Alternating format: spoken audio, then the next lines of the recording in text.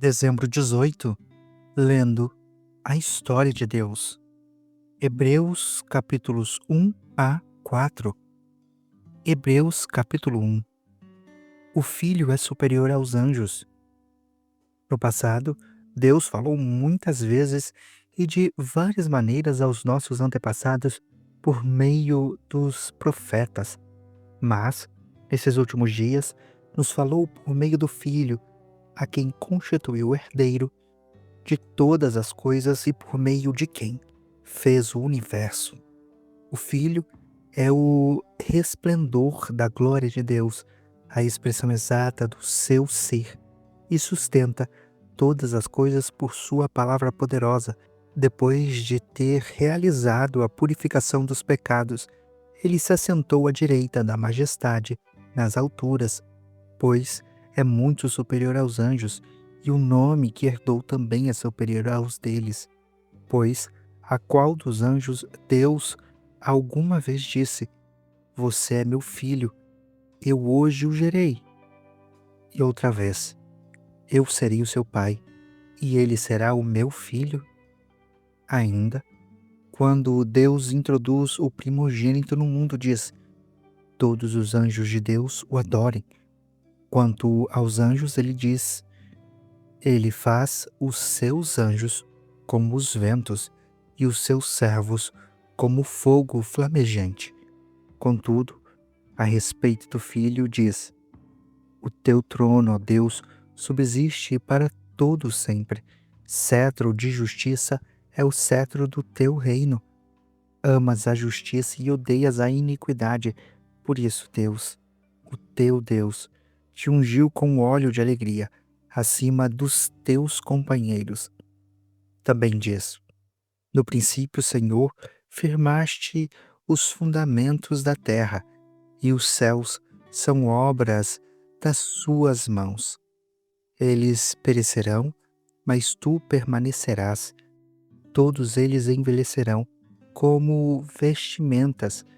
O Senhor os enrolará como um manto, como roupas eles serão trocados. Tu, porém, permaneces o mesmo, e os teus anos jamais terão fim. A respeito de qual dos anjos Deus alguma vez disse: Assente-se à minha direita, até que eu faça dos seus inimigos um estrado para os seus pés. Os anjos não são, todos eles, espíritos ministradores enviados para servir àqueles que hão de herdar a salvação? Hebreus capítulo 2. Advertência a prestar atenção. Por isso, é preciso que prestemos maior atenção no que temos ouvido, para que jamais nos desviemos, pois, uma vez que a mensagem transmitida por meio dos anjos era válida e toda transgressão e desobediência recebeu a devida punição, como escaparemos nós se negligenciarmos tão grande salvação? Essa salvação, primeiramente anunciada pelo Senhor, foi-nos confirmada pelos que a ouviram. Deus também deu testemunho dela por meio de sinais, maravilhas, diversos milagres e dons do Espírito Santo distribuídos de acordo com a sua vontade. Jesus é feito semelhante aos seus irmãos, pois não foi a anjos que ele sujeitou o mundo que há de vir, a respeito do qual estamos falando, mas alguém em certo lugar testemunhou dizendo: Que é o homem para que com ele te importes, e o filho do homem para que com ele te preocupes. Tu o fizestes um pouco menor do que os anjos, e o coroaste com glória e com honra. Sujeitaste todas as coisas debaixo dos seus pés. Ao lhe sujeitar todas as coisas, nada deixou que não lhe estivesse sujeito. Agora, porém, ainda não vemos todas as coisas sujeitas a ele. Vemos, todavia, aquele que por um pouco foi feito menor do que os anjos. Jesus, coroado com honra e glória por ter sofrido a morte, para que, pela graça de Deus, experimentasse a morte em favor de todos, para levar muitos filhos à glória. Convinha que Deus, para quem e por meio de quem tudo existe, aperfeiçoasse, por meio do sofrimento, o autor da salvação deles. Ora, tanto o que santifica quanto os que são santificados provém de um só. Por isso, Jesus não se envergonha de chamá-los irmãos. Ele diz: proclamarei o teu nome aos meus irmãos, no meio da assembleia te louvarei, e também eu porei a minha confiança nele. Novamente diz: aqui estou, com os filhos que Deus me deu. Portanto, visto que os filhos são pessoas de carne e sangue, ele também participou dessa condição humana, para que, por meio da morte, derrotasse aquele que tem o poder da morte, isto é, o diabo, e libertasse aqueles que, durante toda a vida, estiveram escravizados pelo medo da morte. Pois é claro que não veio para ajudar os anjos, mas os descendentes de Abraão. Por essa razão, ele deveria ser semelhante aos seus irmãos em todos os aspectos, para se tornar sumo sacerdote misericordioso e fiel com relação a Deus e fazer expiação pelos pecados do povo. Porque, tendo em vista o que ele mesmo sofreu, quando foi tentado, é capaz de socorrer aqueles que também estão sendo tentados. Hebreus capítulo 3. Jesus é superior a Moisés. Portanto, santos irmãos, participantes do chamado celestial, fixem os seus pensamentos em Jesus, o apóstolo e sumo sacerdote que confessamos. Ele foi fiel àquele que o havia constituído, assim como Moisés foi fiel em toda a casa de Deus. Jesus foi considerado digno de maior glória do que Moisés, da mesma forma que o construtor de uma casa tem mais honra do que a própria casa, pois toda casa é edificada por alguém, mas Deus é aquele que edificou tudo. Moisés foi fiel como servo em toda a casa de Deus, para dar testemunho do que Deus diria no futuro. Mas Cristo é fiel como filho sobre a casa de Deus. Essa casa somos nós, se é que nos apegamos firmemente à confiança e à esperança gloriosa. Advertência contra a incredulidade.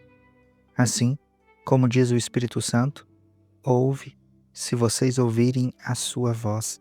Não endureçam o coração de vocês como na rebelião durante o tempo da provação no deserto, onde os seus antepassados me tentaram, pondo-me à prova, apesar de terem visto o que eu fiz durante 40 anos. Por esse motivo, fiquei irado contra aquela geração e disse: o seu coração está sempre se desviando e eles não reconhecerão os meus caminhos. Por isso jurei na minha ira: jamais entrarão no meu descanso. Cuidado, irmãos, para que nenhum de vocês tenha coração perverso e incrédulo que se afaste do Deus vivo. Ao contrário, encorajem uns aos outros todos os dias, durante o tempo que se chama hoje, a fim de que nenhum de vocês seja endurecido pelo engano do pecado, pois temos sido participantes de Cristo se nos apegarmos até o fim à confiança que tivemos no princípio. Por isso é o que se diz: hoje, se vocês ouvirem a sua voz, não endureçam o coração de vocês, como na rebelião. Quem foram os que ouviram e se rebelaram? Não foram todos o que Moisés tirou do Egito? E contra quem Deus esteve irado durante 40 anos? Não foi contra aqueles que pecaram, cujos corpos caíram no deserto? E a quem jurou que nunca entrariam no descanso dele? Não foi aqueles que foram desobedientes? Vemos assim que não puderam entrar por causa da incredulidade. Hebreus capítulo 4. Descanso sabático para o povo de Deus. Portanto, uma vez que nos foi deixada a promessa de entrarmos no descanso de Deus, temamos para que nenhum de vocês pense que falhou em alcançá-la, pois as boas novas foram pregadas tanto a nós quanto a eles. Mas a mensagem que eles ouviram de nada lhes valeu, pois nos foi acompanhada de fé por aqueles que a ouviram. Porque nós, os que cremos, é que entramos no descanso, conforme Deus disse. Por isso, jurei na minha ira, jamais entrarão no meu descanso. Disse isso apesar de que as obras dele estarem concluídas desde a criação do mundo. Pois em certo lugar ele falou sobre o sétimo dia com essas palavras: no sétimo dia, Deus descansou de todo o seu trabalho. Mais uma vez, na passagem citada diz: jamais entrarão no meu descanso. Portanto, restam entrar alguns naquele descanso, e aqueles a quem anteriormente as boas novas foram pregadas não entraram por causa da desobediência. Por isso, Deus estabelece outra vez determinado dia, chamado o hoje, ao declarar muito tempo depois, por meio de Davi, de acordo com o que antes fora dito: hoje, se vocês ouvirem a sua voz, não endureçam o coração. Porque se Josué lhes tivesse dado descanso, Deus não teria falado posteriormente a respeito de outro dia. Assim, ainda resta um descanso sabático para o povo de Deus, pois aquele que entra no descanso de Deus também descansa do seu trabalho, como Deus descansou do seu. Portanto, esforcemo-nos para entrar nesse descanso, a fim de que ninguém venha a cair, seguindo aquele exemplo de desobediência. Pois a palavra de Deus é viva, eficaz e mais afiada que qualquer espada de dois gumes. Ela penetra a ponto de dividir alma e espírito, juntas e medulas, e é apta para julgar os pensamentos e as intenções do coração. Nada em toda a criação está oculto aos olhos de Deus. Tudo, porém, está descoberto e exposto diante dos olhos daquele a quem havemos de prestar contas. Jesus, o grande sumo sacerdote. Portanto, visto que temos um grande sumo sacerdote que adentrou os céus, Jesus, o Filho de Deus, apeguemo-nos com toda a firmeza ao que confessamos, pois não temos um sumo sacerdote que não possa compadecer-se das nossas fraquezas, mas sim alguém que, como nós, passou por todo tipo de tentação, ainda que sem pecado. Assim, aproxime-nos do trono da graça com toda a confiança, a fim de recebermos misericórdia e encontrarmos graça nos que ajude no momento da necessidade. Você acabou de acompanhar a Bíblia 365, lendo a história de Deus. Se você quer acompanhar com outra versão bíblica, registrar a sua leitura, dar sugestões, participar de nosso grupo no WhatsApp, ou até mesmo fazer pedidos de oração, acesse sempre www.abiblia365.com.br e lembre-se sempre, em leituras diárias, confortaremos e fortaleceremos a nossa fé.